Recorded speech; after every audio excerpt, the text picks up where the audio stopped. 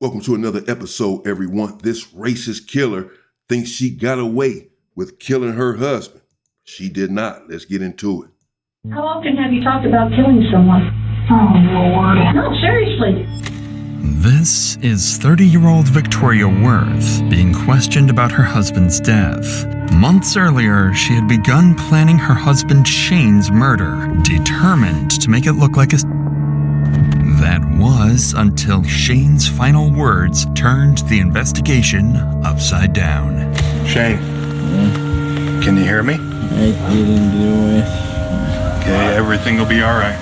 Victoria believed she had orchestrated the perfect murder, securing her husband's house, car, and fortune. But eventually, her arrogance would not only seal her fate, but also bring down the people around her. Some days I just wish he would get in an accident, die or something. There's a lot of things that could be done to make it look like there's...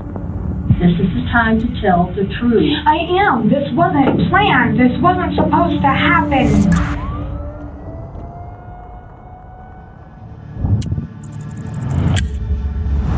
At around 2:30 a.m. on September 26th, police in Minersville, Utah received a call from a resident who reported hearing a gunshot inside his garage. Corporal Cox quickly rushed to the scene, unaware that he was stepping into a carefully staged murder.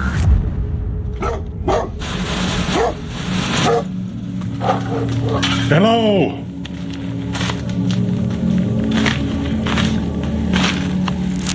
Beaver 6, go ahead and send medical in. We're in the garage. All right, man, I got some help coming for you. Got one maybe through and through braid. Okay. Through the chest, so we're gonna have to expedite some things here. One through and through in the chest. This is Shane Davis. He's still alive, but drifting in and out of consciousness. But before EMS could get him to the hospital, Shane managed to mumble something, a crucial detail that would become the first major clue in uncovering everything. Looks like he's walked out to here. Just keep talking to us, Shane. You'll be good. Shane, my name's Christine. I'm with the ambulance. If things go quiet, just keep going. We're just gonna roll you back, Shane, okay? Okay. He said he did not do it to himself. With Shane insisting he didn't shoot himself, detectives began to consider that this was not a self-inflicted act, but attempted murder. The officer counted 6 people in the house. While they were still seen as witnesses, their strange behavior and absence of a gun would soon raise suspicion. There's about 6 people in the house. Well, yeah, where the hell did the gun go? If Shane shot himself in the chest, where did the gun go? Someone's about to be unhappy that he's still alive to tell the officers that he didn't do it to himself. Where did the gun go? You guys know Shane to own a pistol? He does own a pistol. Okay. It's in my room with him. I'm married to him. I don't see one out here anywhere, so I'm wondering where it's at. Nobody's seen a gun or anything like that. He's got a gunshot wound to his chest. As Shane fights for his life on the way to the hospital, detectives turn their attention to his wife, Victoria Worth. What officers don't realize is that Victoria's mind is fixed on a dark thought. If Shane dies, she would inherit his house, car, and fortune. With this twisted fantasy in mind, Victoria would go on to unwittingly reveal just how much she despised Shane. Is he gonna be okay? I'll tell you later. That's all I can say. Was Shane arguing with anybody tonight? Just a little bit with me over a stupid comment. Yeah. He's been drinking nonstop. He was driving and I told him to come home. He needed to stop his That is a fight that has come out quite a bit between the two of us, is drunk driving because of his ticket last time, which scares me. I have a 2-year-old daughter in the home, and the only comment I had made that if he entered the home that I would protect at any cost necessary for my daughter's sake. Sure. Victoria claims that she and Shane got into a heated argument earlier that day. She also brings up his bad habit of drinking and driving, almost as if to shift blame, although no one has accused her of anything yet. But with 5 other friends still in the house, 5 more potential suspects entered the picture. But this is when Victoria starts throwing out even more bizarre theories, further deepening the officer's suspicion that this wasn't a self-inflicted death at all. Guys, any reason for anybody to cause Shane any harm? Anybody that may be involved with this that we might want to look at? I don't know. He's got his fair share of enemies. Some people have issues with him because of him getting physical with me a while back in the past. He had left. He was drunk. I told him bring his ass home because last time he went out drunk driving, he ended up in jail. So, guys, did anybody see Shane with a gun? Did he make any comments about harming himself? I don't know. He's been drinking, and when he gets drunk, he gets kind of dumb. When he gets to drinking, he doesn't always make the smartest decisions. He has been going through a lot lately. Did anybody see Shane with the gun? Brandon, you discovered him? I discovered him originally. Notice how Victoria stays glued to her phone while answering the police, almost as if she's reading from a script. With each claim, she further damages Shane's reputation, portraying him as an abusive husband with many enemies. Corporal Cox is struck by the housemate's matching lack of reaction, completely unfazed by their friend being shot in the chest. But as the officers start analyzing the crime scene, they uncover a clue that turns the residents from witnesses into prime suspects. There's blood all the way around to the corner. Yeah, look at this. Here. He's come out to this point. Or tried to enter to this point. I don't see anything past here, Kai. What do they have to say? Anything? Did you talk to him? Yeah, I talked to his wife. She says it was just him and her arguing. That he's been drinking all day.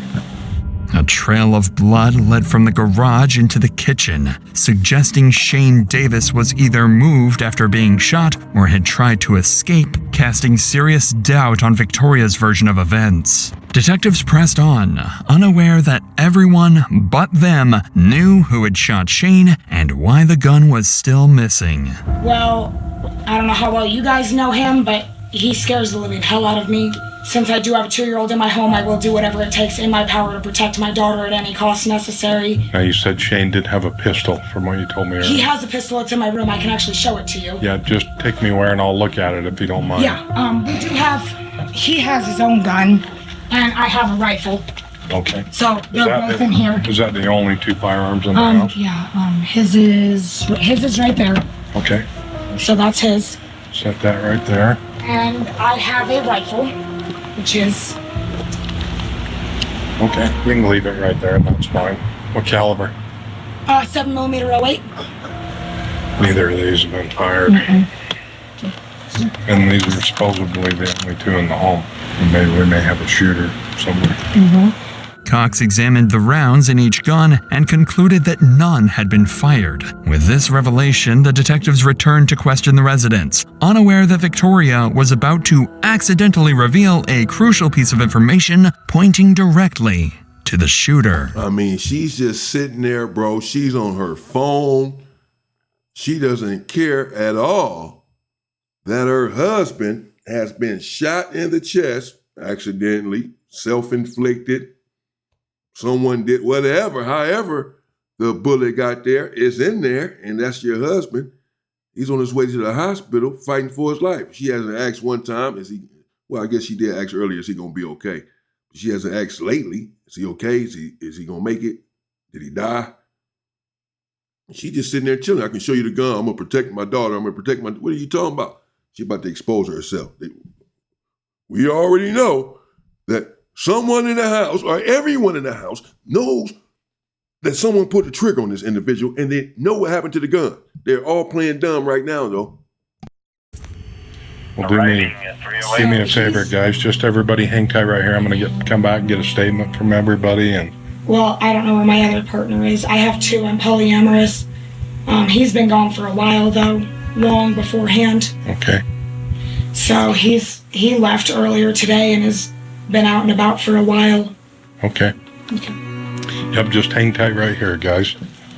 But just as the officers were about to leave, one of the residents revealed that Victoria's secret lover despised Shane and was seen leaving the house around the time of the shooting.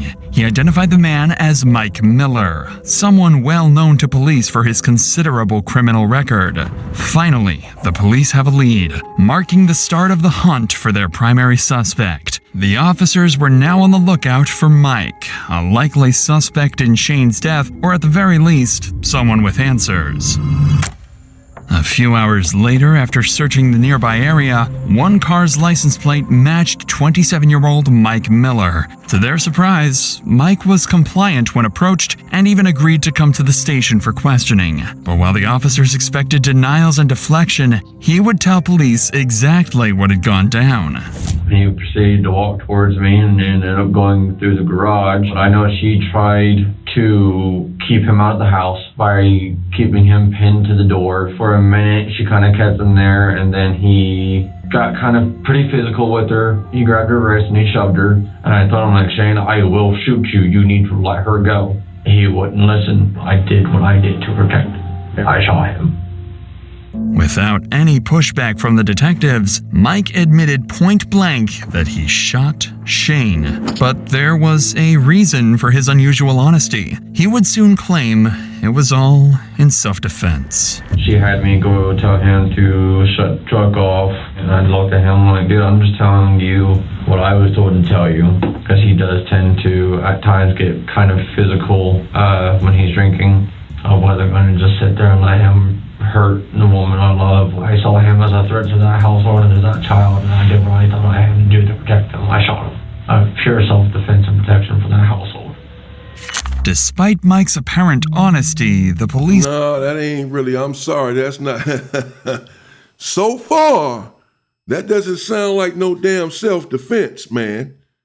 So, according to his story, Shane grabbed his wife's wrist, so he shot him to protect her and to protect the household. No, he wasn't beating her. He didn't have a weapon. Her life was not under threat because he had a hold of her wrist, not trying to break her wrist. Nothing. You just said he grabbed her wrist. Her life has to be under threat. The child's life under threat. Your life under threat. In order for it to be self-defense, nobody's life is threatened here. No, he isn't telling the whole story, although for now, they let him believe he's off the hook. But before the officers can apply pressure, Mike introduces a new name, someone supposedly even more dangerous than Shane. Sean, who he was on the phone with, he had called her a bitch quite a few times. She had given the warning to Sean that if he came here, it wasn't going to end well. From what I understand, Sean is a very violent person. And Shane kind of said something to Sean, saying, he's like, you know what, Sean, go ahead and come down here. That then there posed a threat on the household because Sean wasn't going to come down here and just talk everything out. He would be armed, and he was going to come down here for a fight.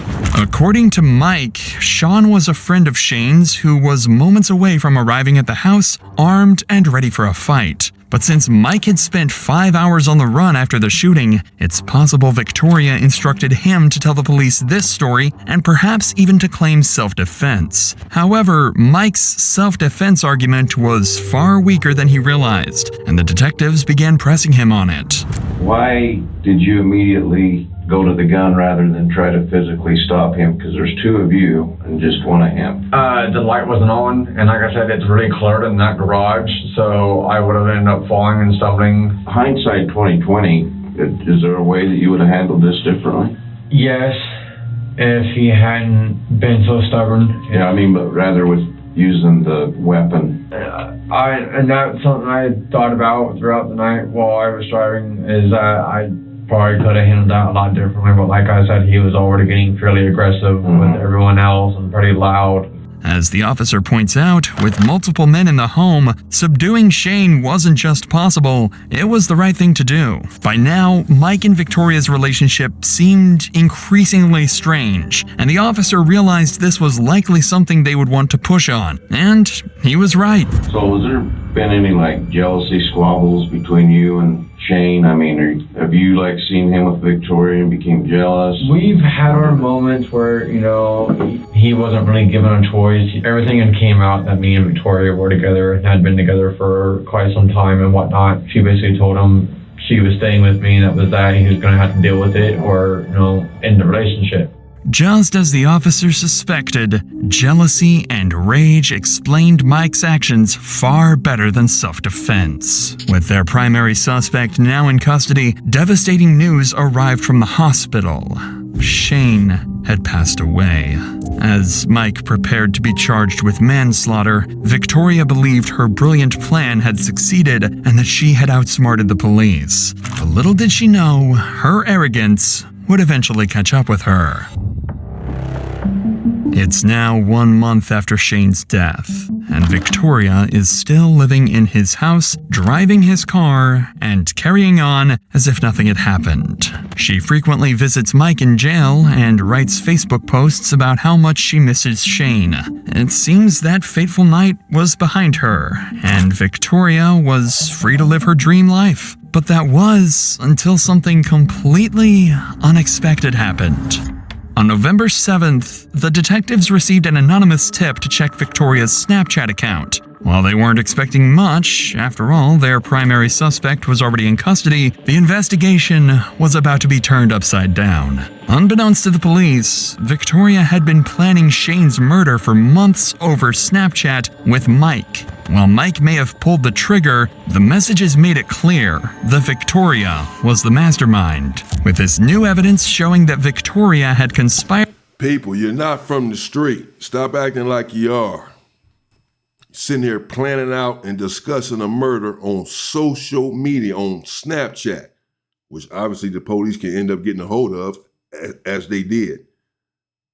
You're saying everything. She was about to get away with it. He already admitted to it. He said, I was just protecting my girl. It's like she had nothing to do with it. I was protecting my girl. He going to jail somehow just for manslaughter, but which he just do a few years. Well, but now, that's not about to be the case now, where he goes to jail for manslaughter, because if they were planning this out, then it's premeditated murder. Dummies. With Mike and encouraged Shane's murder, the detectives were ready to bring her in. Although Victoria remained arrogant, still convinced her plan was flawless, the police now had enough proof to completely dismantle her. So, were there ever times that you and Mike talked about Shane together and that you were both upset with him because of things he was doing? Yeah. What was that about? Just the way that he was acting and his behaviors at hand, and that if it was going to continue on, that we were going to sit down and sit there and say no more alcohol allowed in the house at all. Mike had multiple usernames on Snapchat. Do you remember Devil Daddy 13? That might be one of his. You ever remember having a conversation with Mike about Shane when he was using that Devil Daddy 13? Not off the top of my head. Victoria's voice goes quiet, the question likely sending her mind racing through every conversation she had with Mike. With Victoria scrambling to collect herself, the detectives were about to confront her with every incriminating message they had. But little did they know, Victoria's arrogance would persist, still believing she could walk free without facing the consequences. So, I want to show you this, and maybe I can jog your memory too, I don't know. This is those snaps between Devil Daddy and Rebel Princess. Everything that I reached between you and Mike. You said, some days I just wish you would get in an accident or something. So I didn't have to deal with this crap. But let's just read through these, Victoria. Okay. So, cut your wrist to get caught. It was supposed to say too much of a risk, your dumb ass would get caught. So then, Mike responds back to you. It can be done if done right. And it wouldn't be hard to do. And then you responded back to him saying, yeah, not without getting caught or guilty. And that's where I'm sitting here trying to convince him, like, no, you're not doing this. One, you're going to get caught. Two, you're going to feel hella guilty about shit. So then, again, Mike, to you, getting caught wouldn't be an issue. Feeling doesn't carry guilt with me. Person has no hold on me. Mike reports back to you, there's a lot of things that could be done to make it look like natural causes based off his depression and all that's going through his head. I've done it with my dad before, not enough to kill him, but enough to get a point across and make a difference to the point, and if he dies, he can't defend himself. We can all this say shit on he's Snapchat. been acting hella different. The right Snapchat. story by everyone can dismiss it all, and then you say, I'd rather it looking at. She's a racist, but she not a gangster. She don't know nothing. Y'all saw that Confederate flag hanging up in there on her wall. Which means he probably was too. Her husband. Looked like a skinhead or something. Probably, I'm sure he was racist too. They all are. Crazy. Got all this shit on Snapchat. A straight murder plot. That's like talking about it on Facebook, Instagram, whatever, out on the internet. Crazy, man. Accident. It's the only way. I'm going to keep house. We are sitting here, and I only want one thing from you, and one thing only. I want the truth. You didn't even expect us to have those.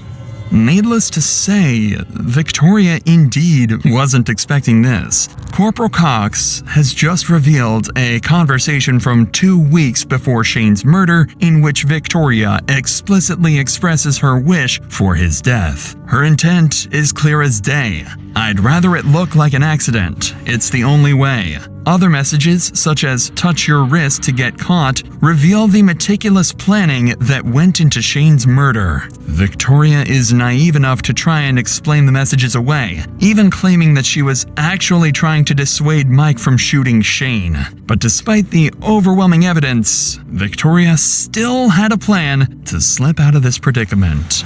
Victoria, I can tell things are weighing heavy on your mind. There was a lot of abuse with me and Shane, but that doesn't mean that I ever wanted to lose him. Under no circumstances did we plan for this to happen. What went through Mike's head that night that it went all down, I don't know. Shane gets to drinking, he gets violent, and he gets terrifying. I know what the conversation looks like, but at the tail end of that relationship with Shane, it did feel like I was trapped. That night it just went way too far. Shane gets shot, and he falls down. Who helps him? Anybody come stop his bleeding? No, I can't handle blood, and he wouldn't let me touch him anyways. All he did was grunt and make weird noises. You can't explain that, Victoria. This is the time to tell the truth. I am. This wasn't planned. This wasn't supposed to happen. Except you're talking about murdering your husband with your lover. We're making this right for Shane. Shane's the victim here. And I understand that, but I didn't plan my husband's murder. How often have you talked about killing someone? Oh, Lord. No, seriously. How often have you had these conversations with people? You're telling me that you're a perfect person and you've never done a single wrong thing in your life? No. I have Or made a wrong never talked conversation? about Okay, but you've never sat there and made a wrong retort. Remember when I told you Shane was dead that morning? Yeah. You remember when you said back to me? No. And you actually said to me you were worried about losing your house. Your husband just died and told you that. Do you think those things planted the seed in Mike? And it might have. So planting the seed in there, possibly. I very well might have without even intending to do so. 90% of that, yes, was smart out of the mark. Can I ask you a question? No, you were planning to do so. You were planning on planting that seed in there. You planned out the murder. It's on Snapchat. Without that, they'd have had nothing.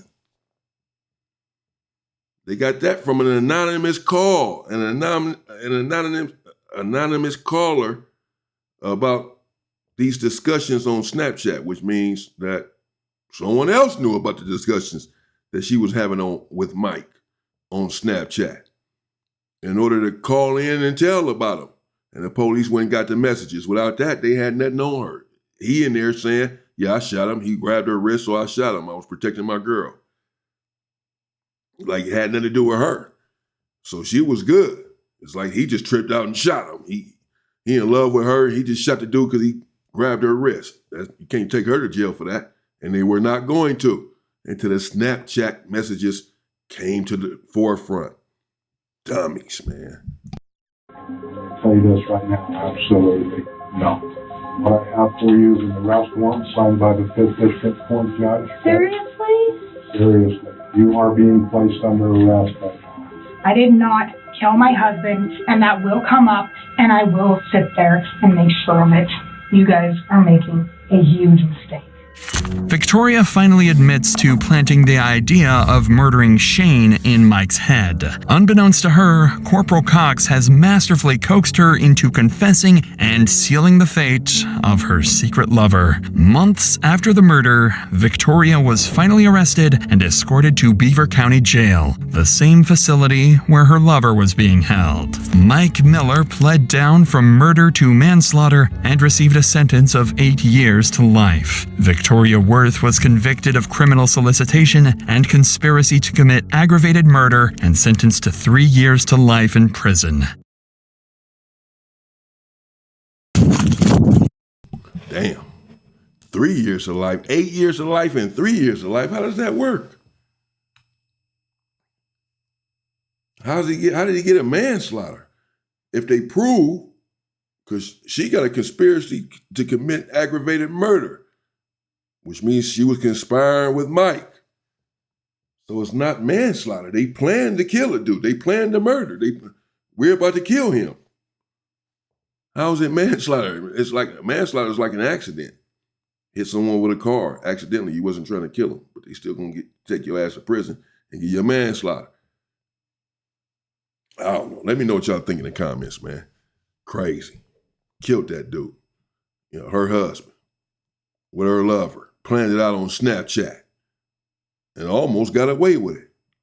They was just too stupid to get away. Stay safe and stay free, people.